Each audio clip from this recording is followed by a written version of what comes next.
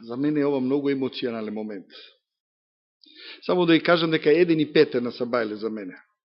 Значи, само 1 саат после полноќ. Значи, јас ви проповедам малтене во многу незгодно време за мене.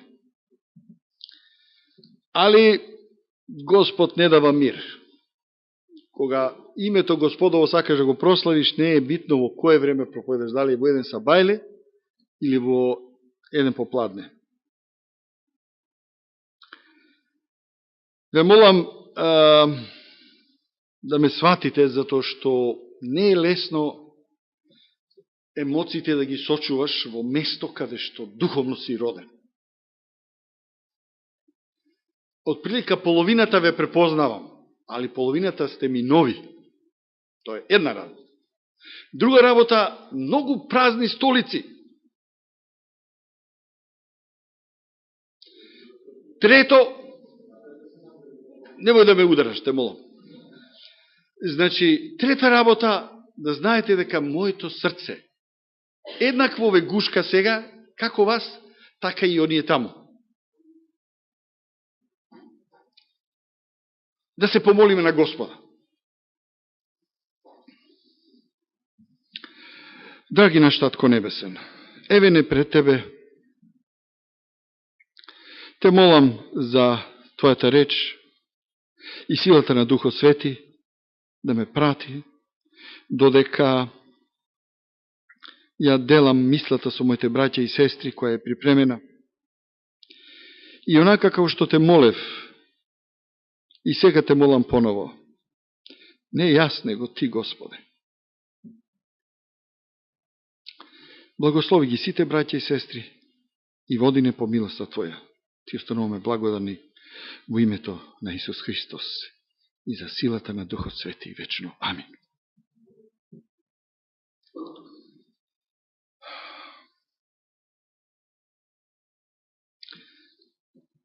Многу души ме недостасуваат овдека. Толку би бил среќен да ги видам нив, али некој не се живи повеќе.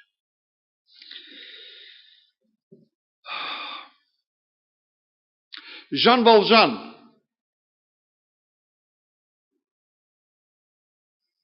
Виктор Иго, во неговата новела, романот, тој е доста познат француски аутор, кој е ценет. Меѓутоа, она што јас го издвоив од неговата новела, имате книга, имате и филм, Les Miserables, не знам како тоа ќе го преведете на македонски. Како? Мизерните. Значи, има отстапување од книгата и она што го гледате на филмот. Меѓутоа, пораката е иста. Жан Валжан, тој е еден јадник човек, кој е осуден на најмалку 17 или 19 години беа, не знам точно, во затвор, само што украл леб за кого? Не за него, него за неговиот нечак, внук. Дали знаете шо значи 17 години, али тоа не се овие затвори ко сега или америчките затвори, па да имате и храна, и телевизија, и сите удобности, него тоа се затвори каде што секој ден се бориш да преживееш. Тој Жан Валжан такви ожилоци стекнал од затворот, да логички вака кога разговараме, си го поставуваме социјално прашање. Дали е можно тој човек да излезе од затвор нормален? Дали тоа ќе биде тој човек? Он добива парола. Значи, условна слобода. Ако не направи грешка, може да си продолжи со слободниот живот. Значи, одлежал за тоа време. Меѓутоа, еден момент кој е многу важен да обратете внимание е неговиот затворски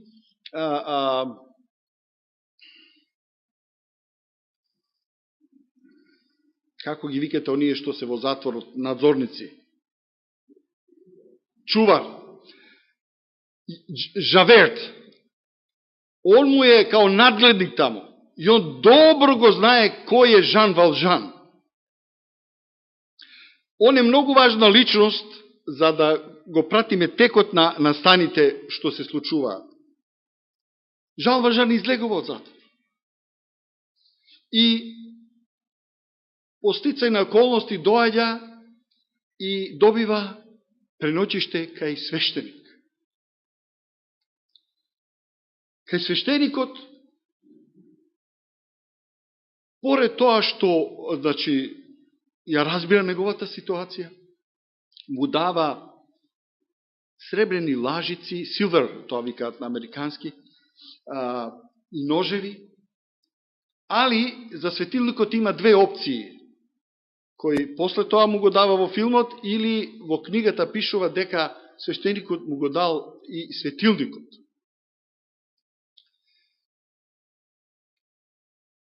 Жан Валжан, ноќта, кога се буди и размислува како понатака, две личности се борат во него. Една му вели, дали да го убијам човеков сега, иако ми направил тако гостопримство, и да земам све што сакам, или да го загрлам, да го пољубам за она што ми го чини. Два супротни става се јавуваат во неговиот живот. Неверојатна борба. Он оди. Сега зборувам по книгата. Значи, бега со сето она и со светилникот. Али пред тоа, свештеникот му дава нагласок да може тоа да го користи за него. Тоа е како нешто што свештеникот покренат со племенита желба да му даде една финансиска помош да отпочне нов живот. Да може да го изфинансира стартот негов, да може да почне живот. А во тој старт е и светилникот, кој има посебно значење, посебно место во Библијата. Дури светилникот е и во светињата на светињите. Што значи светилникот? Шо вика Исус?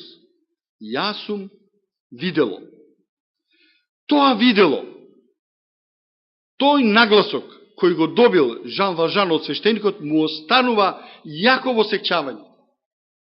Меѓутоа, на патот, он е осуден, односно пронајден. И пошто е на парол, а наоѓаат кај затвореник, полна торба со сребро, кој е логичен заклучок? Си го украл. Ајде назад кај свештеникот. А ова неговата слушкиња која била со него, она кутрата сакала да скокне од радост кога виделе полицијата го донеле Жан Валжан назад. Аха, ќе го добијам назад својот силвер. А свештеникот вика, о, не, тоа е негово. А полицијата вика, стварно? Па значи он вистина зборел? Една шокантна ситуација во главата на Жан Валжан. Значи, што се случува? Морам да побрзам. Жан Валжан, тоа остава една таков печаток во неговиот живот, да тоа го менува. Тие пари, кои што он со кои што почнал, и поради промените кои тој ги доживеал од тој шокантен сусрет со свештеникот кој го сменил правецот на неговиот живот, му помогнале да после се изгради и да постане познат градоначелник. Меѓутоа, тој како градоначелник и позната личност има свој бизнис и понатака книгата, ако сакате читајте, имате многу детали. Значи, има еден полицаец, тој го рековме Жаверт, кој го прати него и не може да се сети, знае дека му е познат од некаде, не може да знае од каде. Меѓутоа, поради некои прекршоци кои се направени, он сака поново да го гони, да го стрпа поново во затвор. Што Виктор Иго прави тука? Значи, дава две анализи кои се многу јаки за нас да ги разбереме. Во што е работата? Жан Валжан е човек кој го променил својот карактер, а од друга страна го гледаме Хаверт кој со сила на законот, кој го познава добро законот, поштен полицаец, кој е верен на законот, онака како што апостол Павле бил кога бил Савле, и го гони него до крај. И да скратиме приказната, полицајцот е шокиран кога Жан Валжан му вика: слушај, ти мене ме гониш, јас сум спремен ако треба и поново додам во затвор. Али претходно, Жан Валжан доаѓа во ситуација, тоа е во времето на Француската револуција, кога он го спасува животот на оној кој најповеќе го гони. А тоа е полицајцот Жавер. Полицајцот е толку збунет и не може да дојде до себе што е тоа што Жан Валжан, уместо да ме убие, он го спасува мојот живот. И на крајот се завршува новелата, а и филмот, со сцена да полицајцот не може да ја поднесе милоста, која е изградена сега во овој ново обратен човек. Милост која е толку јака, а со која он не може да се помири. Зашто? Затоа што он е научен да служи на словото на законот, без милост. И одлучува што да направи. Имам опција, поново Жан Валжан да го ставам во затвор, или јас да си го одземам животот. И он одлучува, уместо лисиците кои беа на неговите раце, ги симнува и ги става на себе, и застанува на улицата на реката, и едноставно се фрла во реката и го губи животот. Зашто овој човек тоа го направил? Што е тоа што го проникнало да он си го одземе животот, а да го спаси животот на Жан Валжан?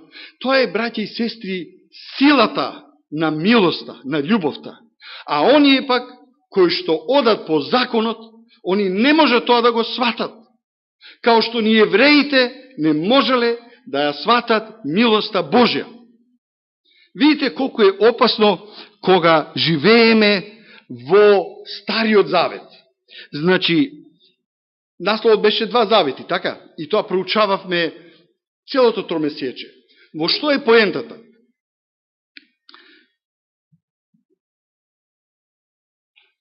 Во светот, во протестантскиот свет, постои учење, расширено учење, дека Стариот Завет е што?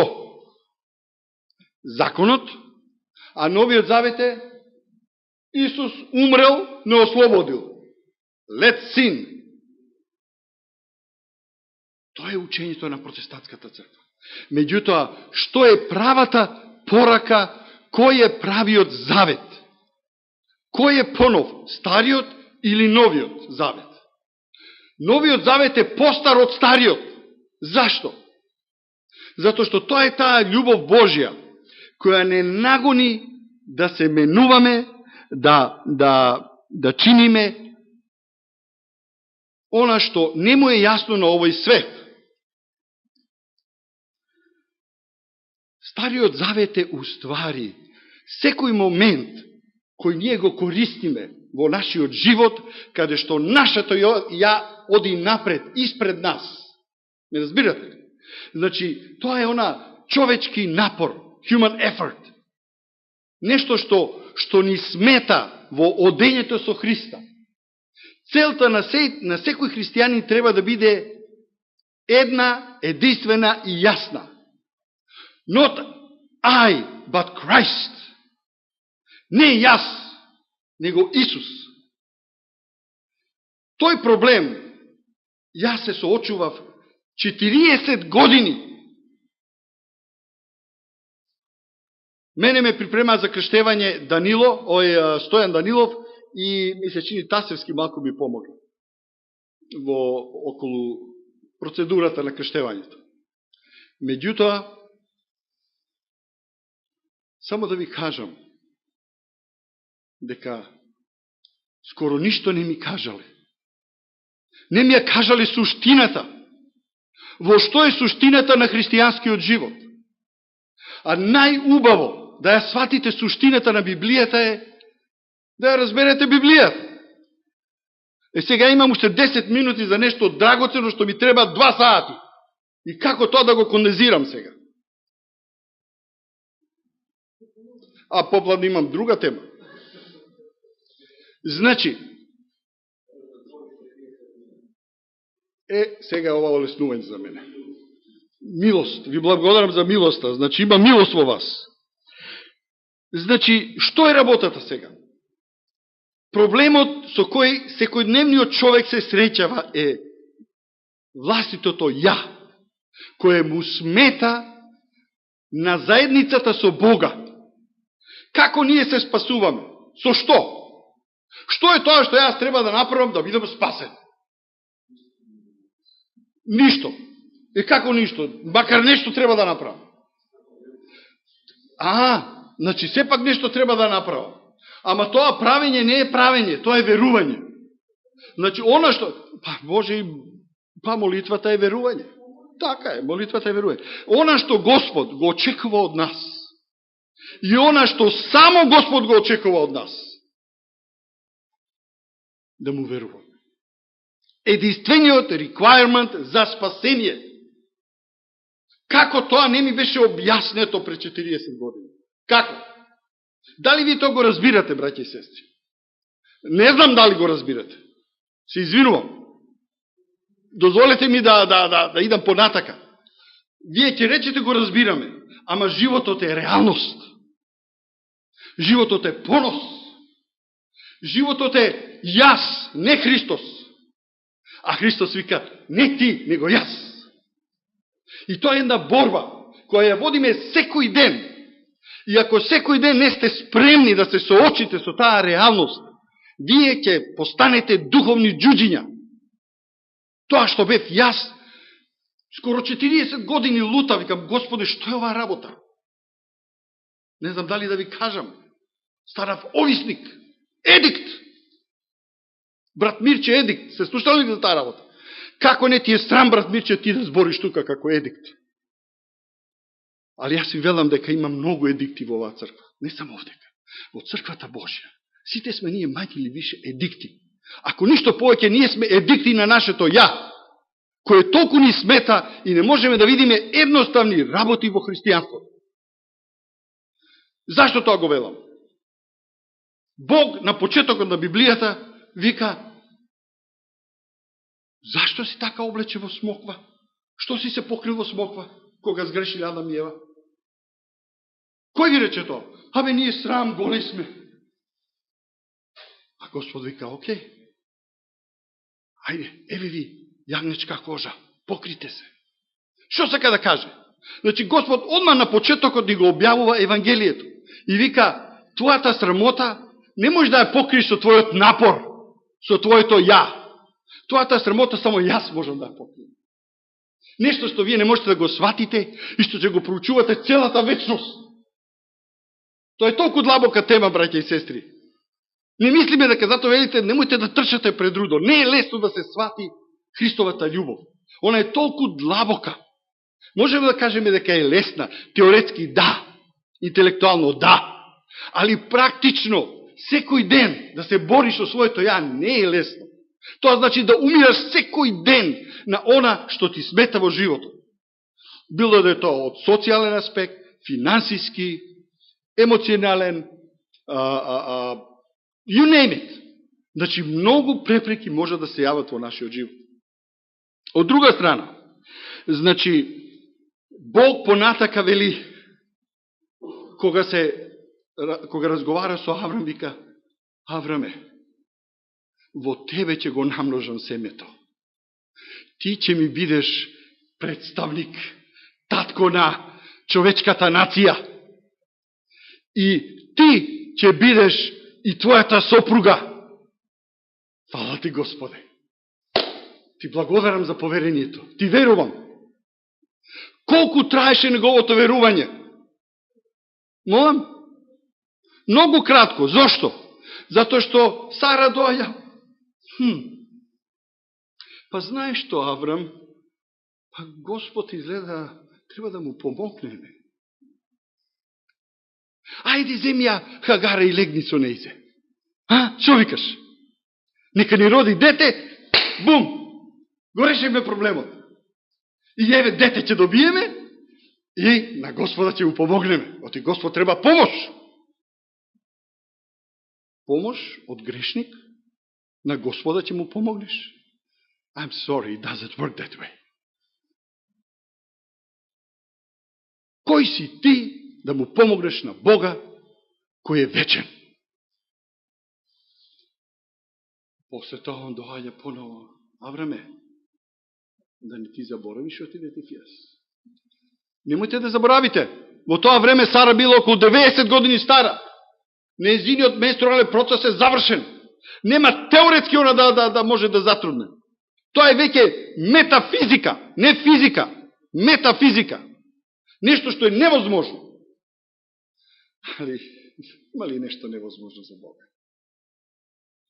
Да не ја должиме приказват, тука можам да ви изборам уште еден саат, само за ова, али морам да скокам, да идам напред, затоа што времето ме руши. Хагара, нашата природна мајка, намерно го употребувам зборот природна мајка, во такви маки не става. Нашата природна мајка е нашето ја. А нашата supernatural, надприродна мајка е Сара. Дали ние сме деца на природната мајка или на надприродната мајка? Бог ни вели, ние сме деца на надприродната мајка. Значи, ние сме тие кои што треба да го сватиме животот. Метафизички.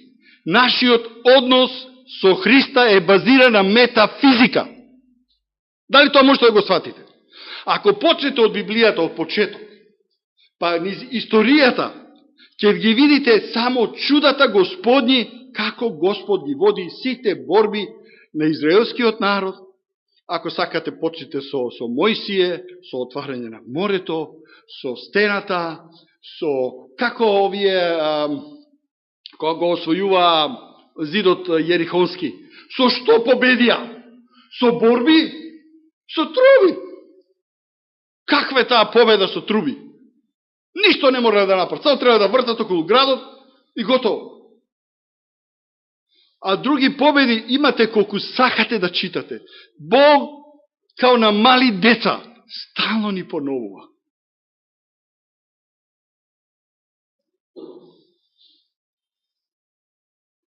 Не можете да видите светлост. Иако велите, гледам, ама не гледам, чорав си, слеп си. Не гледаш дека твоето ја не можеш да го победиш со нешто што нема сила во тебе. Тој истиот проблем го има и апостол Павле. Он бил заробен со законот. Сега скокам многу, само да знаете. Многу скокам, многу важни работи прескокам, затоа што немаме време повеќе. Апостол Павле бил заробен со законот. Он му служил на законот толку верно. Тој е фарисеј, од највисок ред, образован. Нема шанси ти со Павле да разговараш, нити со Савле, нити со Павле. Се губиш во секој случај, затоа што бил човекот доста образован. Меѓутоа, она што Савле го немал, а тоа е духот на законот. Не можел да свати милоста Божја, љубовта Божја. Све гледал кроз призма на законот Божи. 10 заповести. А дали можеме ние 10 заповести да ги држиме? Нема шанси. Forget it. Impossible. Невозможно. И Господ милостиво го вика. Савле!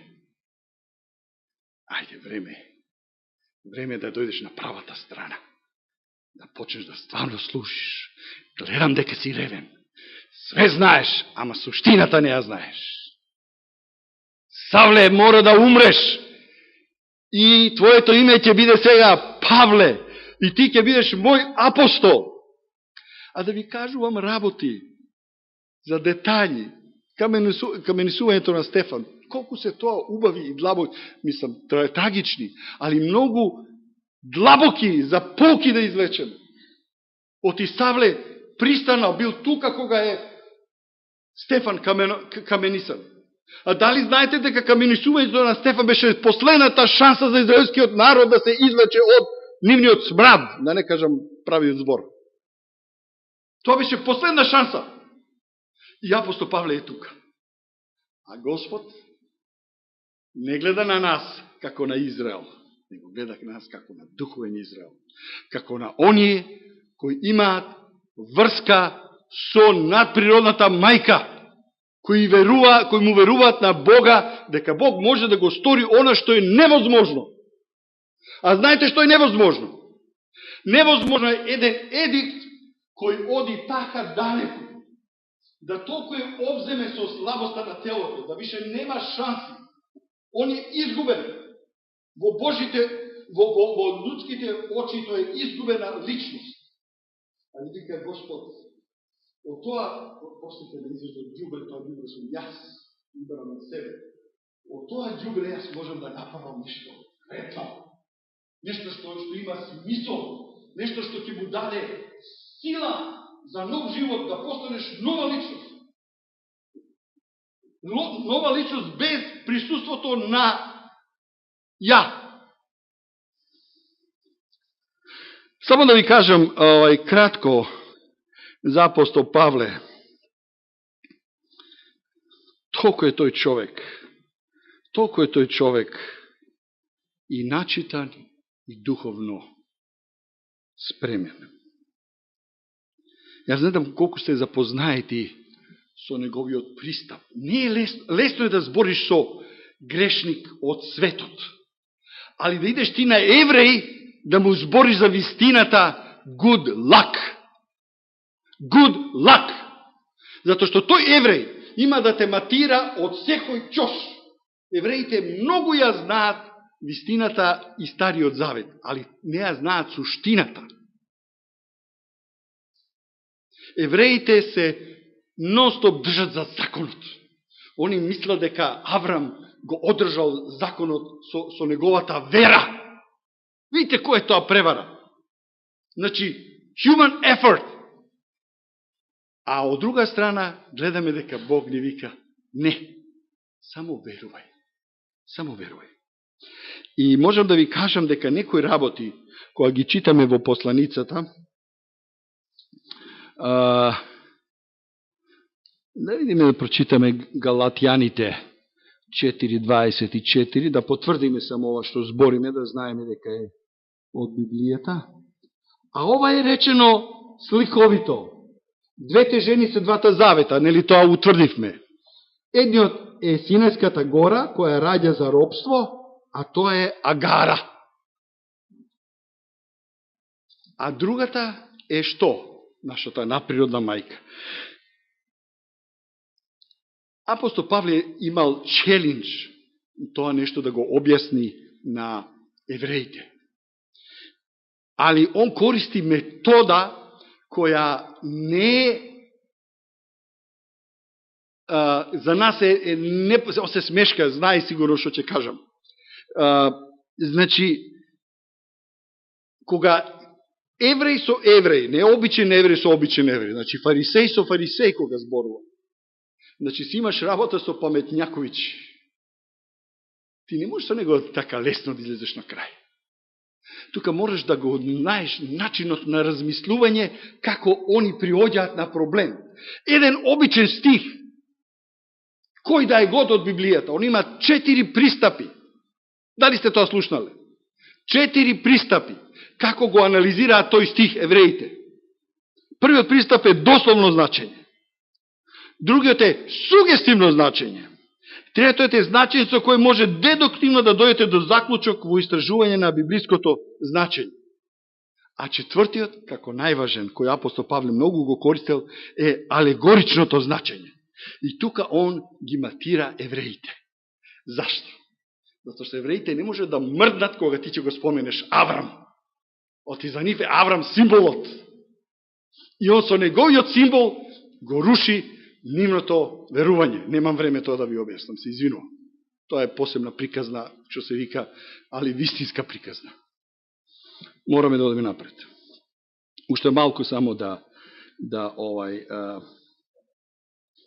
значи, Римјаните 7:19. Што вика таму? Се сеќава ли некој? Гледа две сили во себе. Борба. А од друга страна, у Галачаните 2:20 гледаме една нова форма на изразување на неговиот однос со Христос. Што вика таму? Галачаните 2:20. А јас повеќе не живеам. Кој живее во мене? Исус. Видите како и апостол Павле, оној стихот што вика од вера во вера. И апостол Павле расте во заедницата со Христа. Треба, имајте го тоа на ум. Значи, не е он гениалец кој све одеднаш сватил. И он имал период на прилагодување во неговата заедница со Исус Христос. Иначе да ви кажам за апостол Павле, јас кога сега многу почнав книги да читам за неговиот живот, затоа што сум одушевен, јас го замислував онака голем човек, крупен, со коса, со брада, со појава. Што значи тоа? Значи не е точно. Малиот, али бил келав. Обрвите му биле составени. Нос искривен. Ногите му биле овакви. Искривени нозете. Како фудбалер, али во пензија. Ме разбирате ли? Значи, како појава ништо. Али као мозок, don't even try it. He's gonna beat you. Big time. Значи, апостол Павле, он сваѓа нешто што е многу важно за нашиот живот. Јас имав мојот покоен father-in-law, пунец или дедо, он беше диализа пациент. Неговите бубрези откажа. Зашто крвта, организмот му ја труеше. Целиот урин, сите они отпадъци одат во крв кога бубрезите не ви работат. Браќи и сестри, дали можете да сватите дека ние сме диализа пациенти? Сите сме диализа пациенти. Нашата крв е нечиста. Секој ден тражи диализа. Диализа на Светиот Дух. Дали тоа можете да го сватите? Јас се извинувам ако ве погодувам, али тоа е вистината. I'm sorry. That's how it works. Ние сме сите во неопходна потреба да се приклучиме на апаратот кој се вика Исус Христос, да ни ја очисти крвта за денот кој не очекува. Секој ден е приказна за себе, борба за себе. Ако мислите дека можете да прескочите ден, good luck. Good luck. You're not gonna make it. Значи, што е тајната? Тајната е како јас да пронајдам начин да екзистирам, а да не видам јас. Како е тоа можно? Оно што Бог очекува од нас, да од субјект, да постанеме објект, значи телото наше да постане храм на Духот Свети, а Духот Свети да може да се всели во тоа тело. Дали ме разбирате? Само така можете вие да функционирате како дете на надприродната мајка Сара. Ве молам. Тоа е суштината на целото она што е напишено во Библијата. Значи, Исус ни треба. Чим ќе земеш воздух, готово, ти треба Исус. Не можеш да дишиш без Него. Ако сакаш да го држиш законот. Шо реков сега? Можем јас да го држам законот? За не може човек да го држи законот? Библијата вика не. Тогаш, што се случува?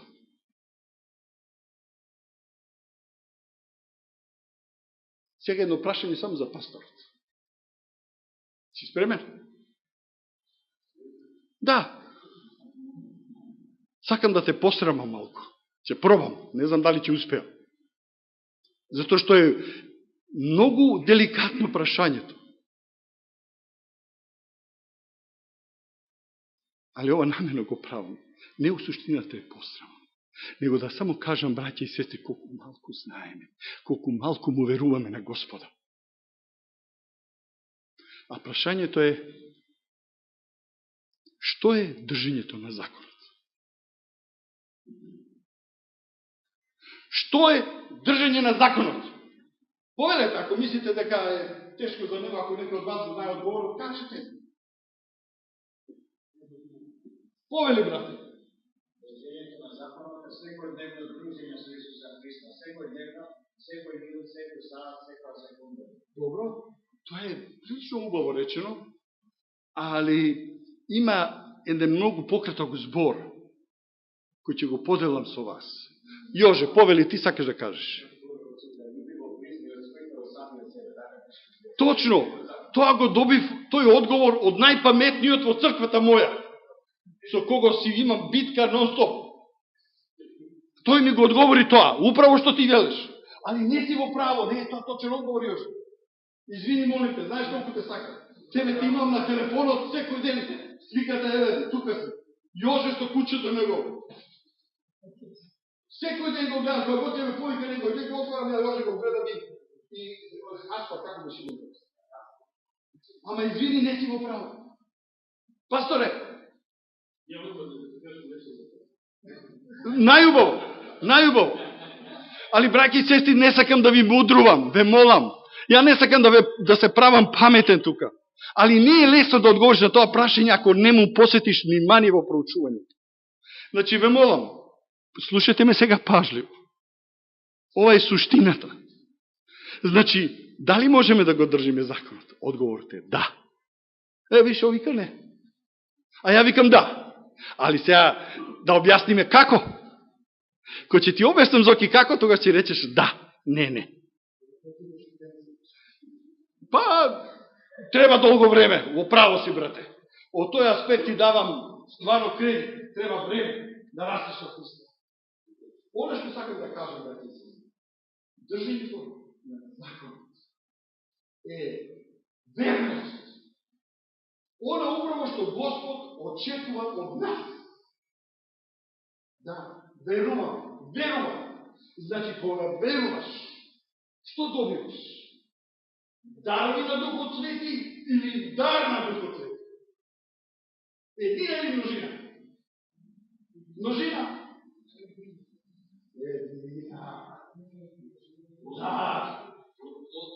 Плод. Што е плодот? Љубов. А како љубовта се изразува?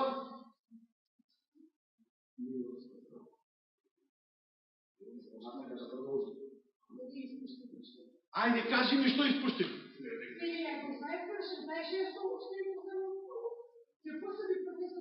Само биди кратка, Оле, те молам.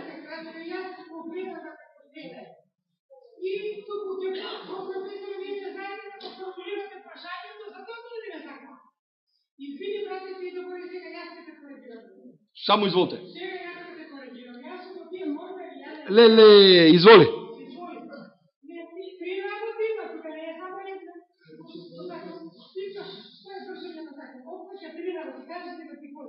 Нема, не, ја ти велам само една. Јас сум никој ништо, ти си професор.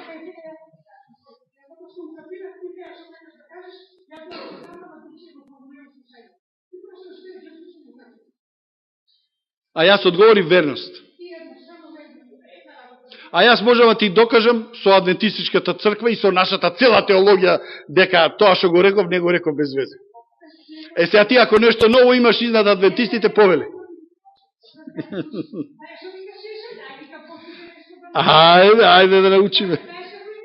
Само сега, знаеш што ќе направиш, Оле? Сега ќе испаднеш попаметна од сите адвентисти. Ајде, повели. Добро е? Ајде.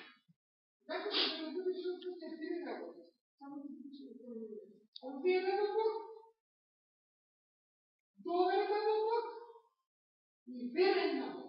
Това се три Значи, не го спомнува светот. Е, сега, ние, што ги кажи? Нема текни да влезе во моје подкаст, збора којето има.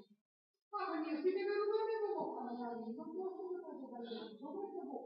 Нема добро, па сега нема да така да бъде интервенција, така е нема да бъде атмосфера.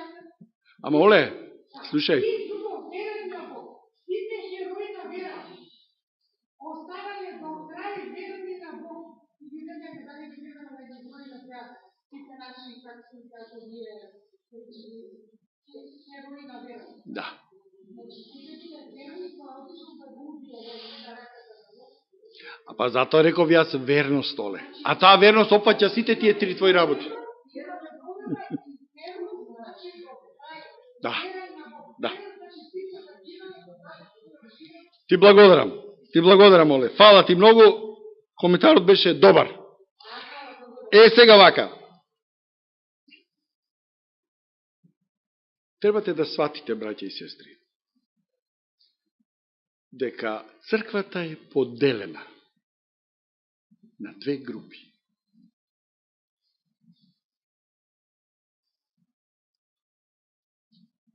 Кои се тие две групи?